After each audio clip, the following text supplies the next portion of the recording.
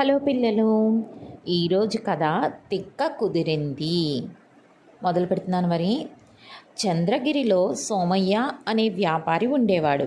అతని ఇంటి దగ్గరే రంగయ్య కూడా ఉండేవాడు.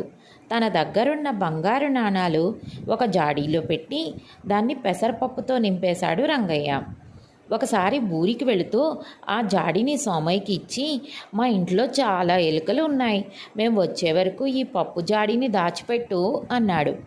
వారం రోజులకు తిరిగొచ్చి జాడీ అడిగాడు రంగయ్య. అప్పుడు సోమయ్య దాని నిండా పిస్తా, జీడిపప్పు, బాదం పప్పులు పెట్టిచ్చాడు. అది చూసి, మిత్రమా, జాడీ మారింది, నా జాడీలో పెసరపప్పు ఉంది అన్నాడు రంగయ్య. దానికంటే ఇవే ఖరీదైనవి కదా, నీకే లాభం, ఉంచేసుకో అన్నాడు సోమయ్య.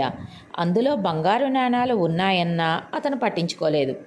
కొన్ని రోజులు గడిచాక ఒకరోజు సోమయ్య దుకాణం ముందు నుంచి రంగయ్య బాగా తయారై వెళ్తున్నాడు. అది చూసి, ఎక్కడికి వెళ్తున్నావు అడిగాడు సోమయ్య. అప్పుడు జారీ మారిందని బాధపడ్డాను, దాన్ని అలాగే తీసుకెళ్ళి మహారాజు పుట్టినరోజుకి బహుమతిగా ఇచ్చాను.